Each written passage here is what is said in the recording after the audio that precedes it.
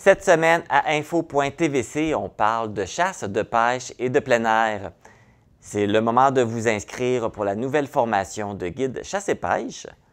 C'est le retour du tournoi de pêche du lac Matapédia qui se déroulera à Val-Brillant. Il est possible d'apprendre à fabriquer ses propres mouches à pêche avec des formations en ligne. On vous présente la première capsule de la nouvelle chronique forestière Entre les branches.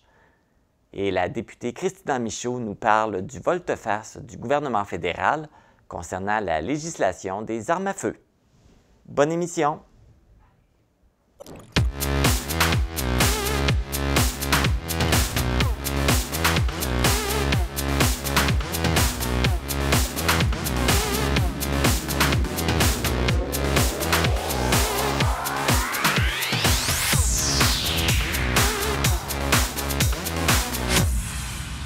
Ici Marc Baudouin, bienvenue à info.tvc, édition du 17 février.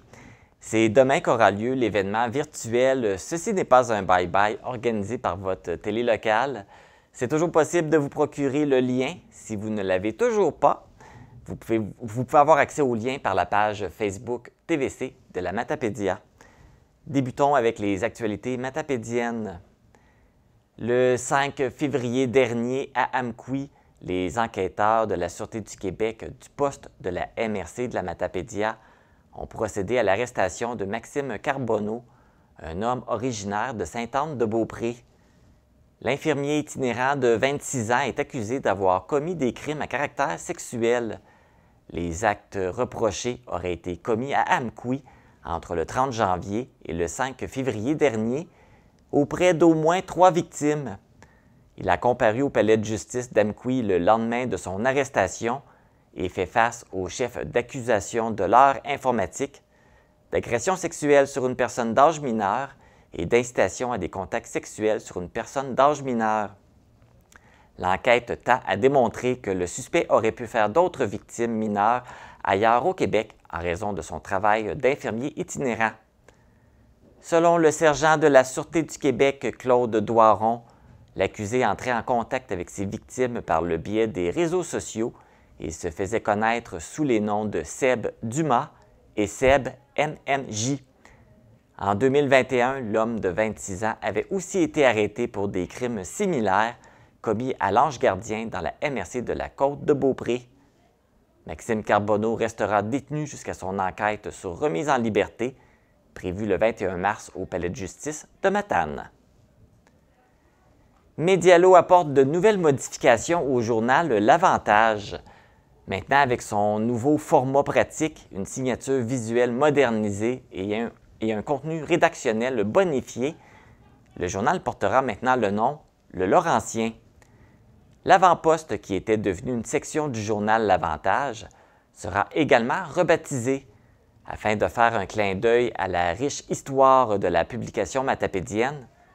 Medialo a choisi de nommer cette section spéciale « La Voix de la Vallée », qui était le tout premier nom du journal L'Avant-Poste au moment de sa fondation en 1941 par Jean-Marie Paré. Le député de Matane-Matapédia, Pascal Bérubé, poursuit sa quête afin de permettre aux citoyens de la Matapédia et de la Matanie d'avoir recours à des traitements d'hémodialyse dans les hôpitaux de leur territoire sans devoir se déplacer à Rimouski ou Sainte-Anne-des-Monts. Voici son intervention à l'Assemblée nationale. Je cède maintenant la parole au député de Matane-Matapédia. Président, pour les citoyens de la Matanie et de la Matapédia, l'accès au service d'hémodialyse est difficile. Les patients devant avoir recours à ce service vital doivent parcourir des centaines de kilomètres chaque semaine faute d'installation locale. Cette situation est inadmissible et je réitère, une fois de plus, au ministre de la Santé qu'il doit envoyer un signal clair afin de mettre sur pied un tel service sur notre territoire. De plus en plus de personnes ont recours à l'hémodialyse et la situation actuelle incite certaines personnes à abandonner leur traitement. Imaginez l'impact pour les patients et leurs proches dont je reçois trop souvent les témoignages de détresse. Cette situation ne peut plus durer et le gouvernement doit faire preuve de volonté politique dans ce dossier. C'est une question d'équité et de dignité humaine. Le ministre de la Santé est bien au fait de cette situation. Il doit plus tarder à agir pour que les patients de notre région puissent eux aussi avoir accès à un service d'hémodialyse près de chez eux. Merci, Monsieur le Président.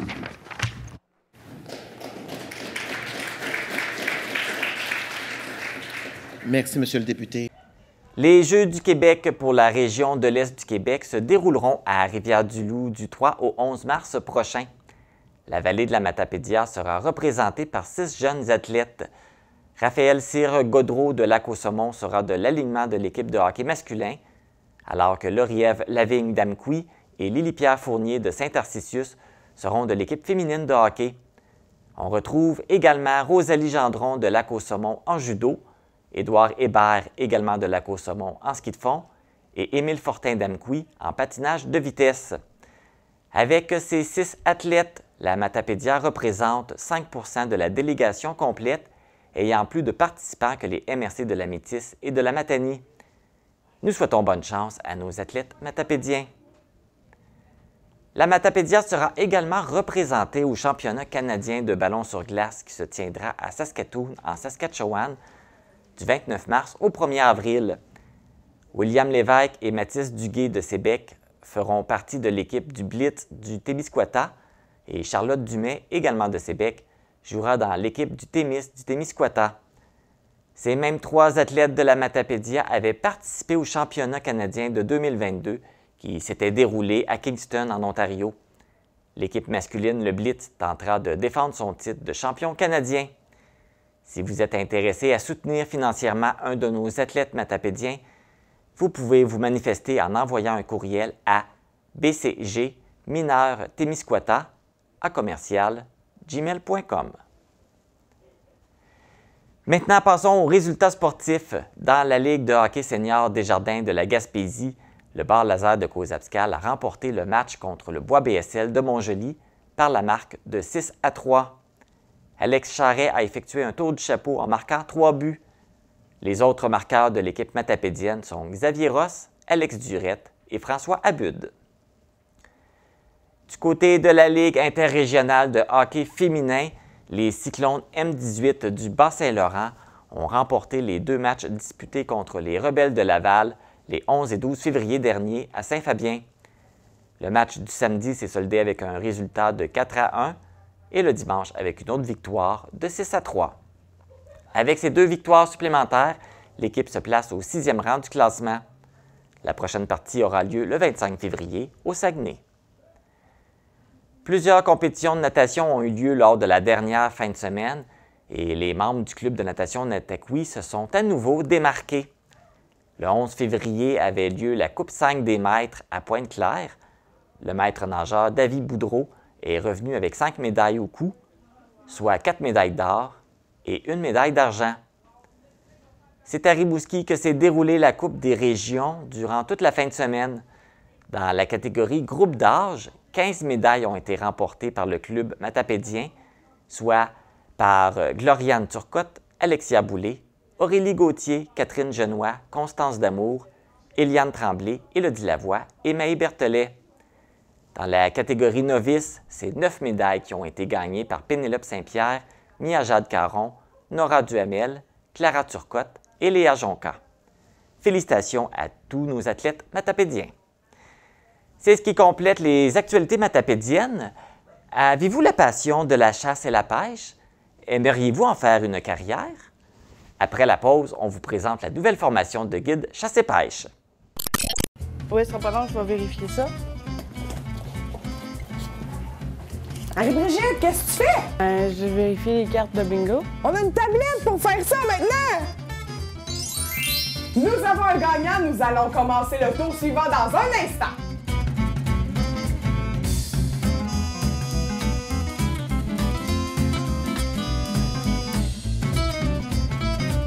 Rejoignez-nous au Télébingo ce dimanche à 12h30.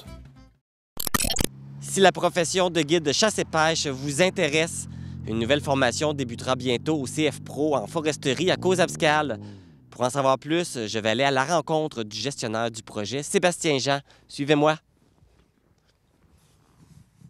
Sébastien, bonjour. Bonjour.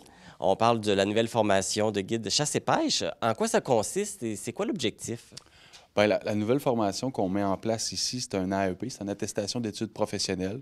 Donc, ça consiste à former des professionnels dans le domaine du guide chasse et pêche. Donc, l'objectif est de répondre à une grande pénurie de main-d'œuvre dans ce secteur-là. Donc, c'est une formation de 720 heures qui est réparti sur 12 compétences, qui sont à majorité, comme le dit le cours, pratiques. Donc, un guide chasse et pêche en forêt, sur la rivière. Donc, un cours dynamique qui s'annonce pour ce printemps. Un guide chasse et pêche, souvent, ce qui nous vient en tête, c'est la personne qui va s'occuper de la sécurité, qui va peut-être donner des informations aux personnes qui vont chasser, pêcher, mais ils ont sûrement d'autres tâches à faire. C'est sûr que la personne qui a ce rôle-là travaille souvent pour des pourvoiries, des ZEC, des CEPAC. Donc, l'objectif est de préparer des séjours de chasse, de pêche. Donc, ça va de s'assurer que les embarcations soient prêtes, s'assurer que le voyage se passe bien. On a de plus en plus de des nouveaux clients dans ces secteurs-là. Donc, informer, former ces gens-là à l'expérience qu'ils vont vivre. Donc, c'est quelqu'un qui a des grandes connaissances, mais qui a aussi une belle capacité de communication. Souvent, c'est effectivement les compétences qu'on doit avoir, là. Et là, tu parlais aussi que ça vient d'un besoin. C'est sûr que la formation a été construite. On a une grosse pénurie ici dans la région aussi également. Tout à fait. Les entreprises de la région ont besoin de ce genre de personnes-là parce qu'effectivement, la demande grandissante, les gens ont besoin, on dirait que depuis les quelques mois de pandémie, les gens ont besoin de se ressourcer, de revivre la forêt, donc de vivre de la nature. Et les entreprises qui offrent des forfaits dans ces secteurs-là ont besoin de gens pour accompagner. Les gens qui étaient là-dedans sont soit vieillissants, soit à la retraite. Donc, on a besoin d'un nouveau souffle, là, de nouvelles personnes dans ces fonctions-là. Tu nous as parlé un petit peu, mais en quoi ça consiste le cours exactement? Là, je sais que c'est 720 heures, tu m'as dit, c'est plus du pratique, mais quelqu'un qui fait le cours, là, il s'attend à quoi? Qu'est-ce qu'il va faire?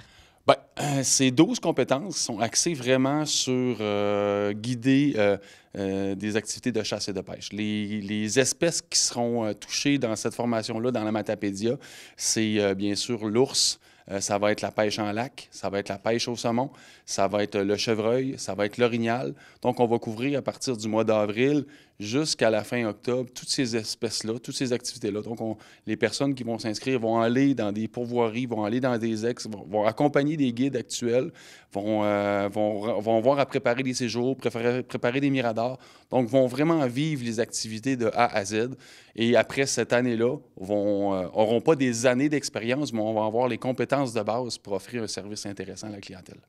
Et puis, qu'est-ce que ça prend? Est-ce que c'est n'importe qui peut s'inscrire à ce cours-là ou on doit avoir déjà des prérequis? Les préalables sont de très bas niveau. Ça prend un secondaire 3 ou un test général de classement. Mais surtout, ce que je vous dirais, ça prend des passionnés. C'est ça qui va faire la différence. Des gens qui sont passionnés par la nature, passionnés par ces activités-là, puis qui ont le goût de le communiquer aussi. Les gens qui paient des forfaits pour aller dans ces entreprises-là, que ce soit des CEPAC ou des pourvoiries, ils veulent vivre une expérience. Donc, le guide est là pour faire le lien entre la nature et la personne, pour s'assurer effectivement qu'il se passe de belles choses, de belles expériences, ça reste gravé dans la mémoire des gens là, pendant plusieurs années. Fait que là, les gens qui vont suivre le cours, quand ils vont sortir, ils ont un diplôme entre les mains. C'est la grosse différence que l'expression populaire disait apprendre sur le tas. Mais ici, c'est la grosse différence, c'est que les gens vont avoir un diplôme du ministère de l'Éducation qui, à la grandeur de la province, vont pouvoir prouver qu'ils ont fait des compétences pour devenir guide chasse et pêche. Là, on parlait des pourvoiries, mais est-ce qu'il y a d'autres employeurs là, qui peuvent les embaucher? Bien, j'ai pas les chiffres précis là, du nombre, de la quantité au Québec, mais tout ce qui s'appelle ZEC, tout ce qui s'appelle pourvoirie, tout ce qui s'appelle CEPAC, tout ce qui s'appelle activité de plein air qui accueille des personnes pour aller leur présenter la forêt et tout ça, ils ont tous besoin de ce type de personnes-là, de guides et de chasse et pêche. Nous, on l'a adapté à la situation matapédienne. On est allé dans des espèces qu'on connaissait bien, qui sont dans notre environnement, mais ces gens-là peuvent travailler un peu partout, là, je vous dirais en Amérique du Nord. Là. Donc, les opportunités sont grandes après la formation. Tout à fait. Les employeurs, là, pour avoir parlé à certains personnellement, ont des besoins très criants. Et la formation devait partir l'année dernière. Ça n'a pas été le cas parce qu'il y avait pas assez d'étudiants. Ça vous prend combien d'étudiants, justement, pour que le cours puisse démarrer? Le chiffre magique est 6. C'est sûr qu'on aimerait ça d'en avoir un petit peu plus parce que des fois, les gens essaient puis finalement, ça ne répond pas à leurs besoins. Donc, 6 est le chiffre magique. C'est ce qu'on essaie d'avoir. Actuellement, on est à 2 inscriptions. Donc, l'année passée, tu l'as mentionné, on était à 1 ou 2 inscriptions de démarrer. Donc, cette année, on est confiant. Je pense que c'est encore plus évident. Les besoins sont là. Puis, je pense que c'est un beau métier. Je pense que c'est un métier intéressant, le fun. Et présentement, on peut quasiment travailler travailler à l'année là-dedans, là, si on fait le tour de toutes les espèces. Fait que je pense que ça peut être, pour les gens intéressés, ça peut vraiment être une profession intéressante. Bien, si on aime la chasse, la pêche et surtout le plein air, c'est un emploi gagnant. C'est un emploi de rêve même, je vous dirais, là, pour ceux qui tripent de ces activités-là. Effectivement, c'est un emploi de rêve parce que c'est du renouveau avec chaque client, c'est des expériences nouvelles. Il n'y a pas une journée qui va se passer de la même façon. Tu vis avec Dame Nature, donc oui, effectivement, ça peut être très stimulant. Et un autre avantage de suivre cette formation-là, c'est qu'il n'y a pas de frais pour la suivre. Bien, les frais sont gratuits, donc c'est un cours du ministère de l'Éducation. Les seuls frais que les gens pourraient avoir pour être complètement informés de la situation, c'est des frais permis de chasse, permis de pêche, linge spécialisé des fois pour aller aussi en forêt, sur la rivière. Donc, c'est les seuls frais qui sont prévus dans la formation. Sinon, pour l'inscription, c'est gratuit. Et puis, la formation est gratuite parce que le cours est reconnu par le ministère. Tout à fait. C'est en plein le cas. C'est une attestation d'études professionnelles. Donc, ce contexte-là nous permet effectivement de payer les enseignants et tout ça avec le ministère de l'Éducation. Donc, la formation est gratuite pour les gens intéressés. Là, le cours, il commence en avril? Oui, le 17 avril prochain. Donc, pour ceux qui aimeraient s'inscrire, je vous invite à regarder le site Internet du CF Pro. Donc, vous pouvez vous inscrire directement là. Mon nom est Sébastien Jean aussi. En faisant une petite recherche Google, là, vous pourrez trouver ça facilement. Voilà. Et puis, ça termine au mois d'octobre? Oui, ça se termine au mois d'octobre, 720 heures. Une petite pause durant l'été d'environ 2 semaines pour recharger les batteries. Puis, on finit ça à la fin octobre. Bon. Bien, merci beaucoup, Sébastien, et on vous souhaite un bon succès avec la formation. Puis on espère que les gens vont s'inscrire. Bien, merci beaucoup à vous, au plaisir. Si vous avez envie d'effectuer la formation guide de chasse et pêche, vous avez jusqu'au 31 mars pour vous inscrire. Et pour toute information, vous pouvez contacter Sébastien Jean par téléphone au 1-800-665-2367, poste 6505, ou par courriel à sejean@cssmm.gouv.qc.ca. Bonne formation!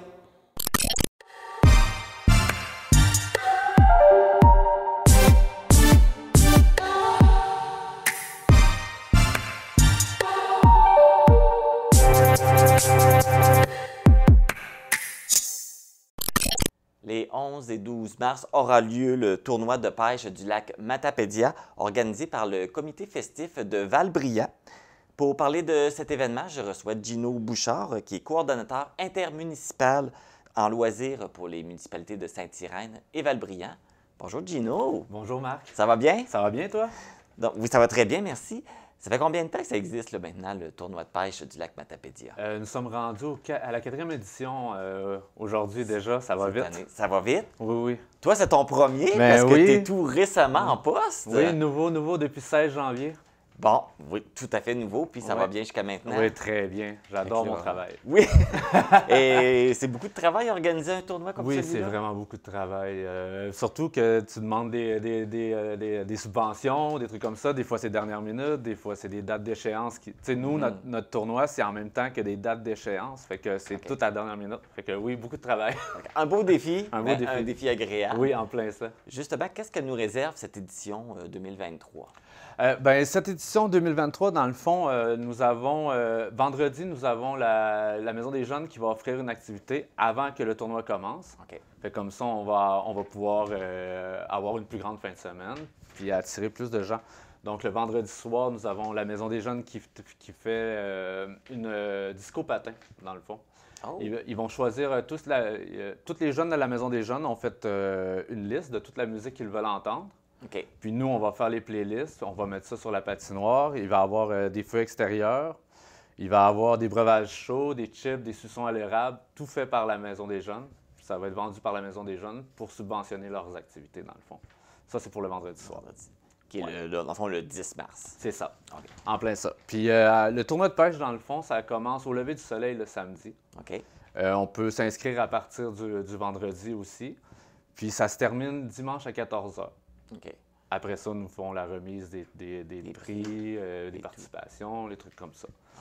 Fait que, puis c'est ça. Et pendant ces 2 journées-là, ça va être possible de pêcher à certains endroits sur le lac Matapédia sans permis de pêche? Oui, en plein cela, c'est grâce au ministère. Oui, on nous a fait la demande, ça a été accepté comme à tous les années.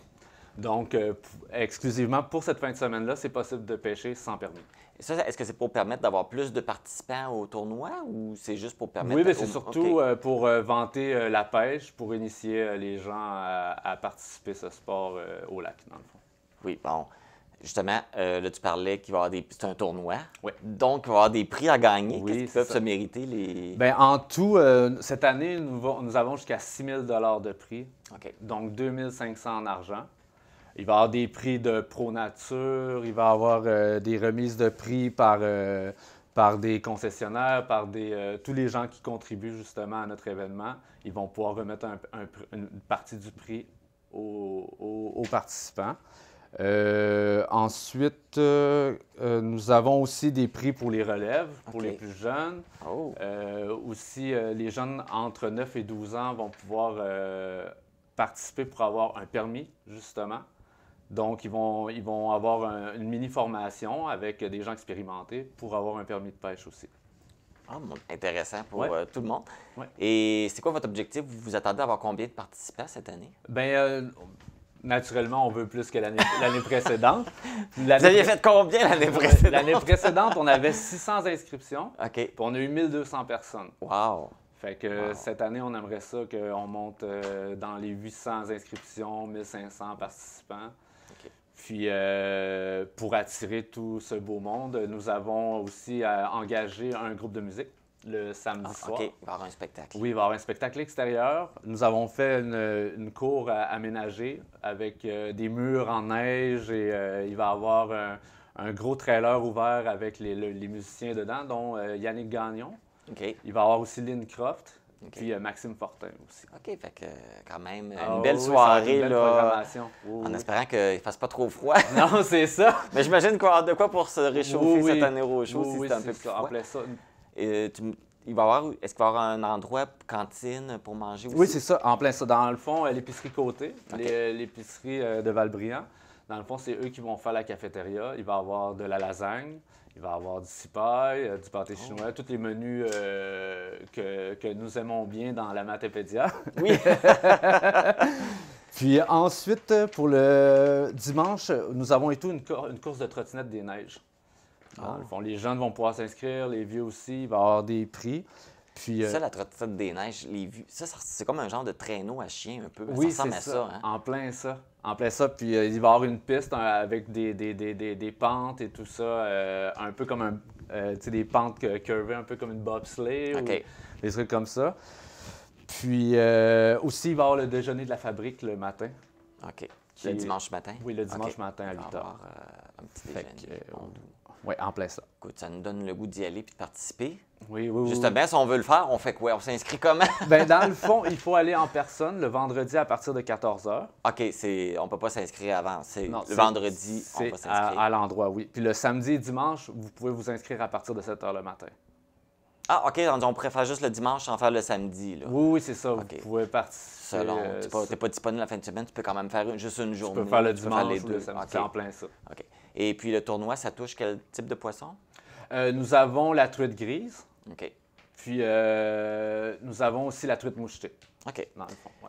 Particularité aussi, vous cherchez des bénévoles, mais vous cherchez aussi des employés. Oui, Vous avez besoin de main-d'œuvre pour cette fin de semaine. Pour l'entretien, la cuisine, le bar, on est ouvert à volontaires, bénévoles ou employés, on prend tout. Les gens peuvent vous contacter. Oui. Dans le fond, vous pouvez nous contacter à la... attendez, j'ai les Adresse informations ici, oui. C'est Loisirs VBSI OK. à commercial mrcmatapédia.québec. OK. Fait qu'ils passent par ce site-là s'ils veulent Oui, soit faire du bénévolat ou faire... sinon, vous appelez la municipalité de Valbriand directement. Puis, si vous êtes intéressé à travailler cette fin de c'est en semaine-là plein ou donner du temps, et puis plein vous allez les prendre avec grand plaisir. Oui. Gino, merci beaucoup. Ben, merci, Marc. Puis on va vous souhaiter une belle fin de semaine pour ce tournoi de pêche. Oui. Ben, merci beaucoup. Le tournoi de pêche du lac Matapédia se déroulera les 11 et 12 mars prochains aux abords de la marina de Valbriand. Pour obtenir toutes les informations, vous pouvez consulter la page Facebook Comité festif de Valbriand. Pour nous joindre, composez le 418-629-4503 ou écrivez-nous à journaliste@tvcmatapédia.com. Restez à l'affût de toutes nos activités en nous suivant sur Facebook. Vous pouvez également regarder nos émissions en vous abonnant à notre chaîne YouTube. Même si nous sommes encore à l'hiver, les pêcheurs à la mouche peuvent déjà se préparer pour la nouvelle saison. Des activités auront lieu cet été sur notre territoire. Et pour nous en parler, je suis en compagnie de Joëlle Dumont, qui est fondatrice d'Accès Pêche et Aventure. Bonjour Joëlle! Bonjour Marc! Ça va bien? Ben oui, ça va bien. Merci de m'avoir invité. Oui, même si tu n'es pas de la région, tu es quand même connue ici parce que tu es native d'Amkoui. Oui, exactement. Ben, j'ai grandi à Amkoui, j'ai fait mes études là et c'est ça. Puis j'en reviens encore à chaque été, je suis là, l'hiver, je reviens faire un tour. J'adore venir skier, pêcher, profiter du lac. Ouais. Fait que tu reviens faire ton tour. Peux-tu nous parler de ton entreprise Accès Pêche et Aventure? Oui, ben en fin de compte, Accès Pêche et Aventure, l'histoire, c'est un peu, j'avais commencé à les années 2017-2018 à faire des petits regroupements pour faire du montage de mouches l'hiver. Puis depuis 2021, en fin de compte, j'ai créé officiellement l'entreprise pour aider des pêcheurs qui veulent. Le but, c'est d'aider les pêcheurs et les outillés dans le monde de la pêche à la mouche, autant par du montage de mouches, autant les aider à venir sur l'eau pour leur montrer par rapport aux techniques de pêche. Et aussi, même cet été, on a ajouté même une formation pour savoir comment naviguer en canot. Oui, puis là, tu offres toutes sortes de services également, là. Comment construire des mouches, la sécurité en bateau, il y a plein de formations que tu offres. Oui, exactement. Fait qu'hiver, principalement, les formations, c'est des formations de montage de mouches. Donc, c'est des formations que peu importe ce que les gens sont au Québec, j'enseigne par Zoom en direct. Quand les gens sont capables de placer leur caméra, que je puisse voir leur étau, leur mouche, ben, je peux les coacher en direct. J'ai même initié bien des gens aussi, même au montage de mouches à distance comme ça. Donc, il s'en vient, entre autres, des ateliers par rapport à des mouches à saumon. Puis quand les gens viennent à nos services, ben, je leur donne accès à des conférences gratuites de grands monteurs de mouches comme Jacques Héroux, Rénal, j'ai oublié son nom de famille, là, mais un autre monteur de mouches bien connu qui est des monteurs professionnels, en fin de compte, qui font plusieurs mouches. Puis, donc, c'est ça, quand les gens viennent pour soit des sorties de pêche ou du montage de mouches, ben, je leur donne accès à ça. Puis, je leur donne accès aussi à une petite zone client sur mon site web pour les aider des fois à avoir des outils. Comment qu'on peut par nous-mêmes trouver des nouveaux endroits pour pêcher ou des fois qu'on se demande où est-ce qu'on peut aller pêcher le saumon. Donc, oui, on connaît par rapport à la rivière Matapédia ou la rivière Matane, mais des fois, si on veut explorer plus loin, ben, j'offre aussi des outils par rapport à ça. Donc, c'est un peu ça. Oui. Et puis d'ailleurs, souvent, tu parlais de tes formations par Zoom pour fabriquer des mouches. Tu vas en avoir tu vas en donner bientôt, là. Oui, exactement. Fait que j'en ai une qui s'en vient, qui est le 25 février, qui, elle, c'est une mouche qui pourrait être utilisée pour, par exemple, aller pêcher le bar rayé. Ce que je vais enseigner dans ce cours-là, c'est entre autres comment la fabriquer soit sur un tube moi j'appelle ça des tubes à prédateurs, c'est des tubes un peu plus gros que ce qu'on voit pour des mouches à saumon. Donc, je vais enseigner à faire ça, puis je vais le montrer aussi sur un gros hameçon. Puis, au mois de mars, il va y avoir un atelier qui va être plus mouche à saumon. Je vais montrer aussi, c'est plus thématique cette année, mouche tube aussi. Donc, je vais montrer comment le faire sur un tube, comment le faire sur un hameçon. Fait que les gens se sont intéressés sur le site web de Accès Pêche et Aventure. Il y a la planification avec quand est-ce que les cours vont être donnés. Fait que vous pouvez me contacter pour vous inscrire. Parfait. Fait qu'il passe directement par le site. Et ça fait combien de temps que tu donnes des formations comme ça? Des formations de montage de mouches, c'est depuis 2017-2018. Donc, ça fait déjà quand même quelques années déjà. Donc, je roule ma bosse, comme on dit. Je donne même des conférences. Donc, même en novembre passé, j'ai donné une conférence au Salon de pêche à la mouche de Trois-Rivières, qui est comme un gros événement annuel dans le monde de la pêche à la mouche. Et ça arrive aussi, je vais donner des conférences à différents endroits pour enseigner soit des techniques ou... Parce que moi, je suis quelqu'un qui aime bien enseigner le montage de mouches, mais aussi avec la logique des matériaux derrière, pour ensuite, dépendamment des matériaux qu'on a, être capable de savoir comment créer la mouche et comment lui donner des actions sous l'eau comme on le souhaite au final. Et là, on parlait aussi que tu vas venir nous rendre visite cet été, comme tu fais à chaque année, mais le 24 juillet, tu vas être à Cause-Abscale pour une formation sur la navigation en canot. Oui, exactement. Une formation qui est donnée principalement par Guylain Raymond. Donc, l'objectif de la formation, c'est une journée où est-ce qu'on va aller sur le bord de la rivière Matapédia pour pouvoir apprendre autant les connaissances, autant sur la sécurité, comment faire l'entretien du canot, comment faire la navigation. On va faire de la pratique sur la rivière. Puis en plus, c'est une belle opportunité si jamais vous êtes toujours posé la question, est-ce que ça vous tenterait de l'investir à l'achat d'un canot? Est-ce que c'est quoi que vous aimeriez faire? Ou est-ce qu'un jour vous aimeriez être guide même par rapport sur un canot? Fait que si vous n'avez pas de canot, ben on vous fournit le canot. Si vous n'avez, ben on vous invite à prendre votre propre équipement pour pratiquer parce qu'il n'y a rien de mieux que de pratiquer ses propres équipements. Puis c'est ça, c'est une belle journée qu'on va passer ensemble sur la rivière Matapédia. Et 2 jours avant, le 22 juillet, tu vas être à Matane pour un cours de pêche au saumon? Oui, exactement. Une initiation pêche au saumon. C'est une journée entière où vous venez avec nous. On s'occupe de vos repas. Vous n'avez pas à vous casser la tête à savoir où est-ce que vous allez aller à pêcher. On s'occupe de tout par rapport à ça. Fait qu'on va vous montrer par rapport à la pêche au saumon, comment pêcher le saumon, comment lire une rivière à saumon. Notre but, c'est de vous outiller, puis qu'après ça, vous soyez capable d'aller pêcher un peu n'importe quelle rivière, puis savoir comment les approcher. On va vous parler aussi de la réglementation, des aspects de sécurité, les mouches, l'équipement de pêche, plein de choses. Puis à ça, on ajoute une petite formation aventure niveau 1 qu'on donne pour mieux outiller les gens. Oui, exactement, parce que quand on pêche, souvent, on va se ramasser dans des milieux où le téléphone ne pogne pas toujours. Et fait qu'il y a quand même des risques, des fois, parce qu'on est éloigné aussi des centres hospitaliers. Donc, on va vous donner une belle petite formation pour que vous aider à savoir comment vous préparer, vous faire un plan avant de partir dans les milieux un petit peu plus éloignés comme ça aussi. Et qu'est-ce que les gens doivent fournir comme matériel? Est-ce qu'ils apportent leur matériel à eux? Qu'est-ce qui est fourni? En fin de compte, si quelqu'un n'a aucun équipement, on peut leur en passer ou sinon il y a possibilité d'en louer. Et si vous avez déjà vos pantalons de pêche, les waders qu'on appelle, avec les bottes de pêche, vous avez déjà votre canne aussi, avec même quelques mouches. Bref, c'est ouvert à tous. Si vous avez rien du tout, ben juste nous contacter puis on va vous aider à avoir l'équipement. On fournit les cannes à pêche, puis même si vous avez votre équipement, parfois on va même vous offrir d'essayer des cannes à pêche que nous avons aussi. Une belle initiation aussi pour ceux qui veulent le découvrir. Exactement, puis c'est tellement des beaux endroits, là, des belles rivières à visiter. Et justement, les gens qui veulent participer à ces 2 formations-là, celle de Cozapiscal et celle de Matane, comment ils doivent procéder? En fin de compte, vous pouvez, il y a 3 moyens pour me contacter pour prendre des informations puis réserver. Soit par téléphone au 514-268-9632 ou par courriel à Accès Pêche Aventure. Donc, il n'y a juste pas le « et ». Fait que accèspêcheaventure@gmail.com ou par notre site web qui est accèspêcheetaventure.com. Bien, merci beaucoup, Joël, d'être venu nous entretenir là, sur les belles formations, les belles choses qui s'offrent aux pêcheurs à la mouche. Merci.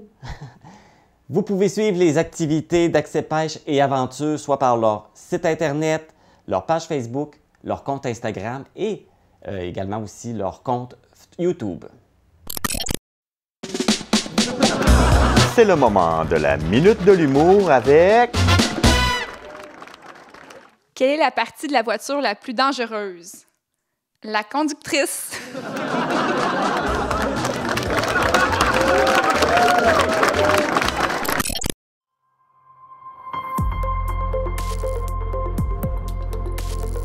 Pour connaître ce qui se passe chez vous, dans la vallée de la Matapédia, TVC Matapédia, on s'y retrouve partout. On vous présente une toute nouvelle chronique à info.tvc, Entre les branches, un segment pour parler de la forêt qui est omniprésente dans la région. On va parler des différentes essences des arbres et de la coupe forestière avec Marie-Chantal Saint-Pierre-Provost, qui est responsable du programme éducatif et naturaliste à l'Association forestière Bas-Laurentienne.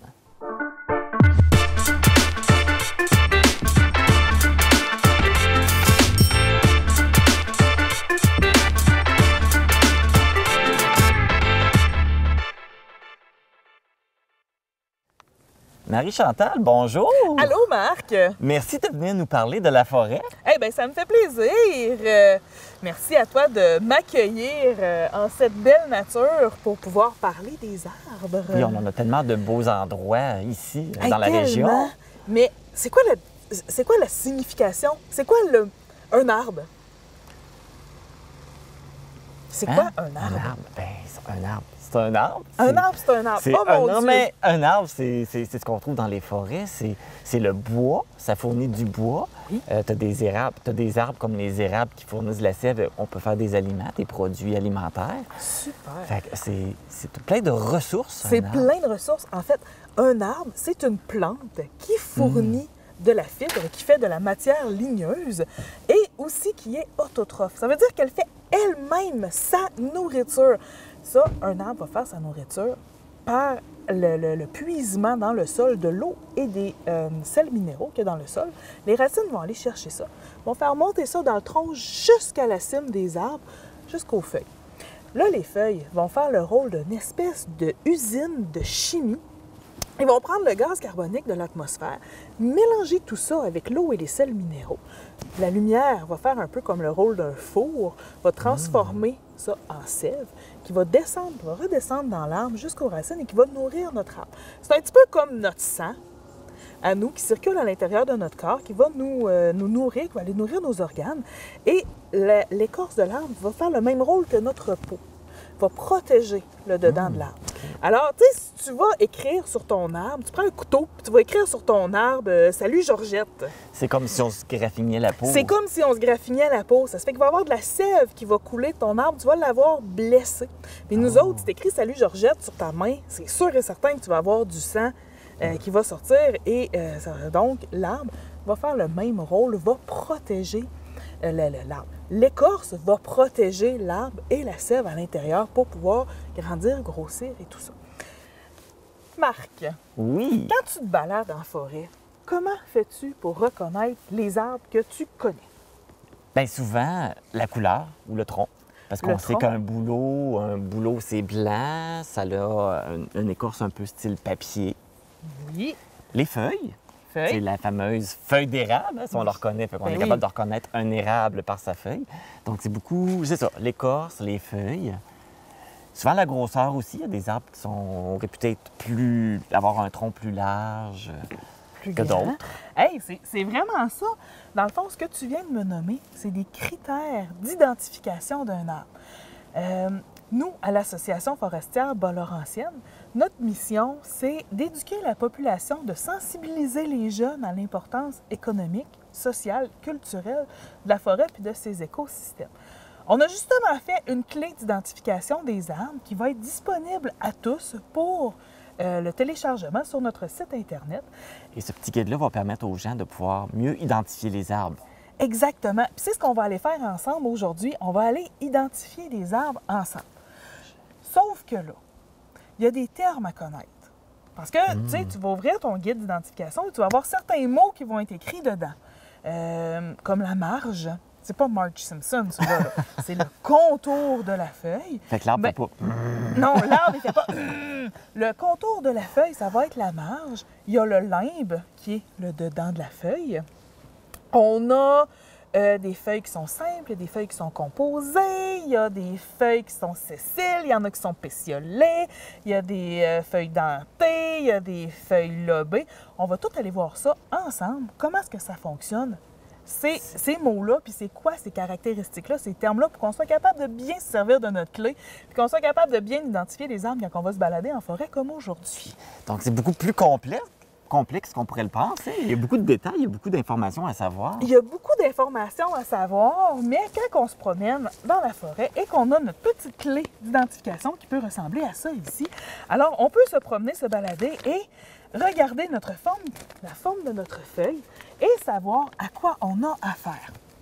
Alors, une feuille peut être une feuille simple. C'est qu'elle est seule sur le rameau. Comme ici, l'exemple que vous avez ici, vous avez une feuille simple qui est alterne. Ça veut dire qu'il y a une seule feuille d'attachée au rameau. Comment on fait pour savoir qu'il y a une seule feuille d'attachée au rameau?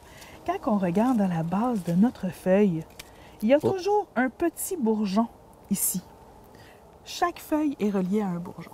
Alors, quand on a une feuille composée, les folioles, qui sont les petites feuilles, c'est comme si c'était une grande feuille qui a été découpée en plusieurs petites folioles. À la base de ces folioles-là, le bourgeon n'est pas présent. Il va être présent à la base de la grande tige, comme je vous ai montré ici tantôt. Nos 2 petits bourgeons sont présents ici. Donc ça, on a affaire à une feuille simple versus une feuille composée qu'on va montrer. Ici, Marc, tu vois, on est en présence d'une feuille composée. Tantôt, on avait une feuille simple et ici, on a une feuille composée. Tu vois, tout ça ici, c'est une seule feuille composée de plusieurs folioles. Chacune de ces petites folioles est reliée au pétiole, qui est la petite tige de la feuille. C'est comme si on avait une feuille d'arbre qui avait été découpée avec des ciseaux pour en faire des motifs. Ici, si tu observes comme il faut, tu vas voir qu'à la base de chacune des folioles, il y a absence de bourgeon. Tandis qu'à la base de la feuille, ici, il y a un bourgeon. Cette feuille-là, elle est reliée au petit rameau, qui est une branche plus frêle que les autres, qui va porter les feuilles. Et comme on a dit tantôt, si tu regardes comme il faut, à la base de chacune des folioles, il n'y a pas de bourgeon, tandis qu'à la base de la feuille, le bourgeon est bien présent. Tu sais, si tu vois ici, tu peux regarder ici, le bourgeon, il est très, très, très présent à la base de cette feuille-là. Marc, ici, on est en présence d'une feuille qu'on dit lobée. Donc, elle a des lobes et des sinus. On va voir sur notre clé d'identification, ça va être marqué sinus profond, arrondi, lobe pointu. Mon Dieu, c'est quoi un sinus? C'est quoi ces trou dans la termes-là? feuille pour respirer? Marc, montre-moi tes lobes d'oreille. Mes lobes d'oreille, c'est ça? Ils sont là. OK. Montre-moi tes sinus. Bien, ils sont dans mon nez. Ils sont dedans ton nez. Tes lobes sont à l'extérieur de ta tête. Donc, ça va être le même principe pour ma feuille lobée. Les lobes, ça va être les parties qui vont être ressorties, qui vont être à l'extérieur. Et les sinus, ça va être les creux qu'on voit à l'intérieur, ici, comme ça. Donc ça, c'est une feuille qu'on dit lobée, avec des lobes et des sinus. Là, cet exemple-là est un peu trop petit pour bien l'illustrer. Mais là, si tu comprends bien, le sinus, c'est ce qui permet à la feuille de respirer? Pas du tout. Non? Ce qui permet à la feuille de respirer, ça s'appelle des stomates. C'est comme des petits trous qu'on va voir à l'arrière de la feuille. C'est des petits minuscules trous qu'on va voir seulement au microscope. Et ça va permettre les échanges gazeux. On dit respirer, mais ça va permettre au gaz carbonique d'entrer à l'intérieur de la feuille et à l'oxygène d'en sortir et aussi au surplus d'humidité de sortir de notre feuille. Donc, les sinus, c'est vraiment les parties creuses de la feuille. Donc, ici, on a 1 lobe, 2 lobes, 3 lobes et 1, 2, 3, 4 sinus. Donc, il y a 5 lobes. J'ai dit 3, mais les 3 grands, mais il y a 2 petits. Donc, 5 lobes et 4 sinus sur cette feuille-là, qui est une feuille d'érable. Donc, cette feuille-là, c'est ça. C'est une feuille qu'on dit lobée. On a les lobes, on a les sinus, mais elle est aussi dentée. Donc, la marge, le contour de notre feuille a présence de petites dents. C'est pas un dentier, là. Notre feuille, c'est pas un vampire. Il n'y a pas des dentiers avec des dents pointues. Si je mets ma doigt là, je me ferai pas mordre. Là. Non, tu ne te feras pas mordre, c'est garanti que non. Dans le fond, les dents, ce sont les petites encoches qu'on voit sur le contour de la feuille. C'est comme les minuscules petites pointes qu'on va voir ici. Ça, c'est une marge qu'on dit dentée. La marge peut être lisse, comme elle peut être dentée. Elle peut être même doublement dentée. Dans ce cas-là, il y a des grandes pointes et des plus petites entre chacune. Et c'est quoi le rôle de la marge? Y a-t-il un rôle particulier? C'est juste pour déterminer la forme de la feuille? Exactement. Ça détermine la forme de la feuille. Et on a aussi sur une feuille, on a aussi ce qu'on appelle des nervures, qui sont les lignes présentes ici, comme ça. Et les nervures vont servir à aller nourrir la feuille, vont faire la circulation de la sève à l'intérieur de la feuille. Comme tu expliquais au début, le processus de nourriture de l'arbre. Exactement. Donc voilà, on va continuer notre belle promenade et on va récolter une feuille simple dentée, mais sans lobe et sans sinus. Tu vois, ici, la marge de notre foliole, elle est dentée, simplement dentée. Donc, toutes les petites dents qu'on voit sont un des critères d'identification qui va nous permettre de reconnaître nos types de feuilles. Les feuilles sont alternes ou opposées sur le rameau. C'est quoi ça veut dire, ça? Ça veut dire que... soit du même côté ou face à face? Exactement. En fait, il peut y avoir une feuille ici, ici, ici et ici, ce qui est le cas pour les sorbiers comme ce que j'ai dans les mains présentement. Donc, on dit que ce sont des feuilles qui sont alternes, tandis que les feuilles qui sont opposées, les feuilles vont être placées à la même place sur le rameau, mais face à face. Donc ça va être des feuilles qu'on va dire opposées. Donc ça, c'est aussi un critère d'identification de nos feuilles. Les feuilles peuvent être sessiles ou pétiolées. Oh mon Dieu! Ça, hein? C'est pas le prénom de quelqu'un. Non, hein? c'est ça, parce que là, non. Cécile, Non, mais là, c'est pétiolée, ça. non. C'est ça. C'est pas un prénom. Cécile, ça veut tout simplement dire que la feuille n'aura pas de pétiole. Comme ici, on a un beau pétiole qui va relier la feuille au rameau. Alors que Cécile, le pétiole ne sera pas là. On voit bien ici que les folioles le sont, Cécile. Elles sont directement sur le pétiole. Donc, ce sont des folioles sessiles sur un pétiole, alors qu'on peut avoir des feuilles sessiles sur un rameau, comme on peut avoir des feuilles pétiolées, c'est-à-dire qui ont une petite tige. Tout simplement. Voilà.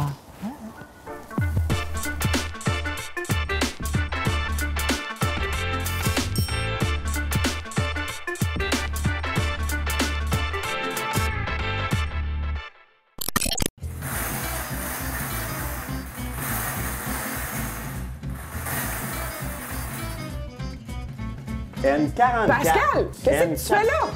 Ben, je fais le bingo. Ben non, on a un nouveau brouillé!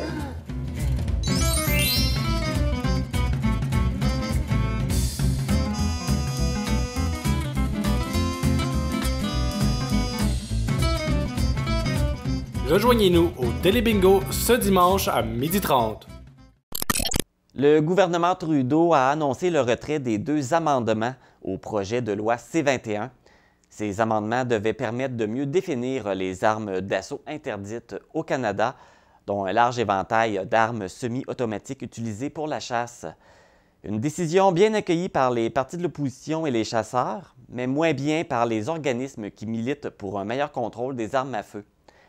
Pour en discuter, je suis en compagnie de Christina Michaud, députée d'Avignon, la Métis Matane Matapédia. Christina Michaud, bonjour. Bonjour. On sait que le sujet des armes à feu fait parler beaucoup. Hein? On est soit pour, on est contre. Mais là, on apprend que le gouvernement fédéral fait volte-face concernant ces 2 amendements-là. Pouvez-vous nous expliquer quels étaient ces amendements? Vous l'avez dit, là, il fait volte-face. C'est un gros revirement de situation quand même. Là. Si on se remet en contexte un petit peu, il y a le projet de loi C-21 qui a été déposé par le gouvernement en mai dernier. Donc, ça va faire bientôt presque 1 an. Et ce projet de loi-là, essentiellement, visait à geler les armes de poing, à réglementer davantage plusieurs éléments qui sont liés aux armes à feu. À partir de ce moment-là, là, le projet de loi ne touchait pas du tout aux armes d'assaut qu'on dit de style militaire ou aux armes utilisées pour la chasse. On parlait vraiment des armes de poing, donc les revolvers. Vous voyez peut-être un peu l'image, là. Donc, on a fait le débat sur ce projet de loi-là en Chambre. Ensuite, ça s'en va en comité parlementaire, là où le projet de loi est étudié. On entend des témoins, des gens qui viennent dire leur opinion sur le projet de loi, s'ils sont en accord, pas en accord, qu'est-ce qu'ils feraient différemment, tout ça. Et après ça, on entame l'étude article par article du projet de loi. C'est là où on peut proposer des amendements, tout ça. Il faut dire que c'est assez rare que le gouvernement vienne amender son propre projet de loi, comme si la première version qu'il a déposée était déjà pas à son goût, il fallait déjà y proposer des améliorations. Alors déjà, en partant, c'était assez particulier. Et évidemment, tout le monde s'est insurgé vraiment parce que c'était mal fait, c'était tout croche et le gouvernement avait tout fait à l'envers. Normalement, quand on propose des gros amendements comme ça, on fait une consultation avant de les déposer. Mais là, ça a été un peu le contraire qui s'est fait et le gouvernement est arrivé avec un amendement qui vise à définir ce qu'est une arme d'assaut de style militaire pour l'interdire. Et cet amendement faisait référence à un autre amendement qui était déposé par les libéraux également, qui faisait la liste de toutes les armes qui seraient bannies. Cette liste était extrêmement difficile à comprendre pour tout le monde, là, pour nous les premiers, parce que dans cette liste-là de quelques 400 pages, il y avait évidemment les armes qui seraient interdites si cette liste entrait en vigueur. Dans cette liste-là, il y avait des armes qui étaient déjà interdites par le décret de mai 2020. Et dans cette liste-là, il y avait déjà des armes qui étaient interdites depuis les années 1990. Alors, il y a des gens qui consultaient ça en pensant que leur arme devenait interdite du jour au lendemain, mais elle l'était déjà. Donc, ça a amené une confusion assez importante.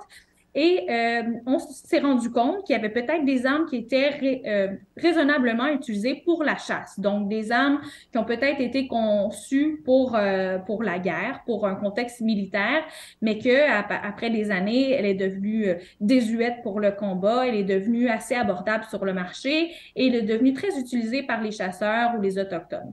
Bon, alors là, on mettait toutes ces armes-là dans le même panier. Puis on essayait on nous disait de nous débrouiller avec ça, en d'autres mots. Donc, tous les partis d'opposition étaient un peu, on ne dira pas contre l'amendement, là, parce qu'il y a certains éléments qui étaient intéressants là-dedans, mais plusieurs éléments qui amenaient beaucoup trop de questions. Alors, on a eu droit à des fonctionnaires qui sont venus essayer de nous expliquer qu'est-ce que c'était tout ça. J'ai proposé ensuite au comité qu'on reçoive à nouveau des témoins qui n'avaient pas eu la chance de se faire entendre sur ces éléments-là particuliers, parce que les gens qui sont venus témoigner avant nous ont parlé d'armes de poing, là, jamais ils nous ont parlé d'armes d'assaut ou d'armes de chasse. Donc, il fallait quand même entendre ces gens-là et j'ai réussi à avoir l'appui des autres partis pour ça. Alors, on les entendra dans les prochaines semaines, mais tout ça pour dire que vendredi dernier, le gouvernement a décidé de retirer ces amendements-là.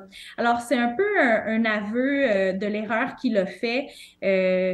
La pression était peut-être énorme sur ses épaules, mais c'était aussi un message qui dit, ben vous devez retourner à la planche à dessin parce que l'intention derrière ça est peut-être bonne, mais de mélanger tous les armes ensemble, ça rend service à personne et surtout, ça fait un fouillis total. Alors, c'est rare qu'on voit ça, un gouvernement qui revient en arrière et qui s'excuse d'avoir mal procédé parce que c'est ce qu'il a fait. Il a extrêmement mal procédé dans sa communication aussi pour nous expliquer qu'est-ce que c'était que ces amendements. Alors c'est ce qu'il a fait vendredi dernier. Alors, on retourne à l'étude du projet de loi sans ces amendements-là, mais il peut revenir là, dans quelques semaines avec de nouveaux amendements. On ne sait pas la suite, mais ces amendements qui étaient très, très critiqués ont été retirés. Parce que, justement, ces amendements-là étaient très critiqués par les chasseurs. Nous, dans la Matapédia, on en a beaucoup. Est-ce que tu avais reçu beaucoup de messages de chasseurs par rapport à ça? Bien, énormément. Il faut dire qu'il y avait beaucoup de désinformations qui circulaient aussi parce que, comme je l'expliquais, c'était difficile de s'y retrouver dans la liste. Il y a des gens qui m'écrivaient pour me dire « Mon arme, tel type, est banni, se retrouve dans la liste ».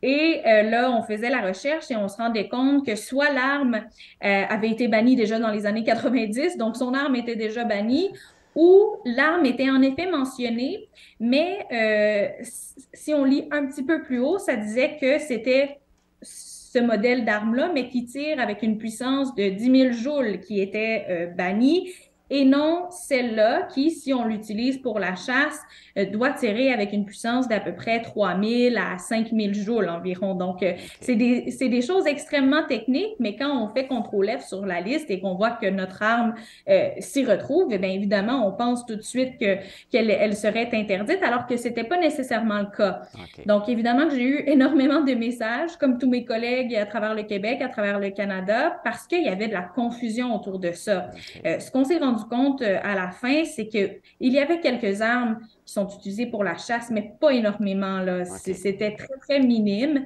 Mais quand même, comment on fait pour ne pas toutes mettre ces armes-là dans le même panier et justement améliorer la définition pour ne pas qu'une arme qui est utilisée pour la chasse soit bannie au même titre qu'une arme qui est vraiment utilisée sur les champs de bataille. Donc, c'est un peu la part des choses que le gouvernement n'avait pas fait et qui faisait en sorte que les gens étaient très, très inquiets. Et il y a des gens qui reçoivent l'information et qui pensent que c'est la bonne, mais c'était pas nécessairement la bonne parce qu'il faut dire que le lobby des armes au Canada est extrêmement puissant. C'est pas long qu'on peut aller mettre des choses dans la tête de certaines personnes qui sont pas nécessairement vraies. Donc, il fallait faire un gros travail de communication autour de ça et c'est ce que le gouvernement n'avait pas fait. Donc, on lui reprochait surtout ça. Alors, on sait que c'est pas parce que ces amendements-là ont été retirés que le travail ne se poursuit pas, parce qu'on le sait que le contrôle des armes à feu est important, parce qu'on ne veut pas revivre ce qu'on a vécu à la Polytechnique de Montréal. Donc là, les discussions vont se poursuivre pour essayer de trouver d'autres solutions par rapport à tout ça, là. Exactement. Donc, les prochaines étapes au comité, dans les prochains jours, on va avoir 4 rencontres qui vont être dédiées à recevoir des témoins supplémentaires. Évidemment, les amendements ne sont plus sur la table, ils n'existent plus, mais on a quand même eu toutes ces discussions sur les autres types d'armes autour des armes de poing. Donc, je pense que ça va laisser la chance justement à des gens de venir de la Fédération des chasseurs, par exemple, s'ils veulent venir nous indiquer quelles armes se retrouvaient dans l'amendement, qu'il ne faut pas faire l'erreur la deuxième fois ou pourquoi telle arme ne devrait pas se retrouver là-dedans, mais surtout d'entendre des spécialistes qui disent mais peut-être que la première façon de procéder n'était pas la bonne et voici une meilleure solution. Donc, on veut entendre ces gens-là qui viennent nous donner peut-être d'autres idées. Il faut garder en tête que le projet de loi initial porte toujours sur les armes de poing. Alors, si on va plus loin, ça se peut que ça, dans le jargon parlementaire, on dit ça va au-delà de la portée du projet de loi. Ça ne peut pas être inclus là-dedans parce qu'on est trop ailleurs. Donc, il faut garder ces éléments-là en tête quand on légifère. Mais quand même, ça va nous apporter la réflexion et surtout la réflexion au gouvernement que s'il veut légiférer à nouveau là-dessus, il va falloir qu'il s'y prenne d'une autre façon. Mais évidemment que nous, au Bloc québécois, notre position n'a pas changé. On veut que les chasseurs puissent continuer de chasser et on veut empêcher que des civils puissent avoir des armes d'assaut dans leur maison. Ça n'a pas sa place là. Alors, une interdiction des armes d'assaut de style militaire au Canada, ça, on est absolument pour. Quand on met les armes de chasse là-dedans, ben là, attends un petit peu, on ne veut pas restreindre les droits des chasseurs non plus. Donc, en gardant cette position-là, on veut trouver une façon de procéder, mais la responsabilité en ce moment est surtout sur le dos du gouvernement. C'est lui qui doit trouver une façon de procéder et on pourra voir à ce moment-là si on appuie ou non. Christina Michaud, merci pour ces clarifications. On le sait que le dossier des armes à feu, c'est un dossier qui te tient à cœur, donc c'est sûr qu'on va continuer à faire le suivi là, du dossier avec toi. Avec grand plaisir. Un dossier extrêmement complexe qui, des fois, demande un petit peu plus d'explications, mais justement, pour s'y retrouver et essayer de ne pas propager la désinformation par rapport à tout ça, c'est important de s'en parler. Donc, on va suivre ça avec grand plaisir. Puis justement, s'il y a des gens qui ont des questions, qui ne savent pas trop, peut-être de te contacter avant de diffuser de l'information qui est erronée, dans le fond. Tout le monde peut toujours nous écrire sur n'importe quel sujet. On se fait un plaisir de leur répondre. Christina Michaud, merci beaucoup. Merci. Informatique Barest est responsable de l'entretien du matériel informatique de votre TVC. Informatique Barest, vente et réparation d'ordinateurs, services commerciaux et résidentiels. 418-629-INFO. C'est ce qui termine cette édition du 17 février d'Info.tvc. Les vêtements que je porte sont une gracieuseté de la boutique Passion Mode située à Cause-Abscale. Ne manquez pas le Télébingo ce dimanche dès 12h30. Les cartes à jouer sont de couleur brune. Merci d'avoir été à l'écoute. Je vous retrouve demain pour la présentation de Ceci n'est pas un bye-bye. Et je vous rappelle, si vous voulez vous procurer le lien, rendez-vous sur la page Facebook de la TVC de la Matapédia. Et je vous retrouve également vendredi prochain pour une autre édition d'Info.tvc. Bonne semaine!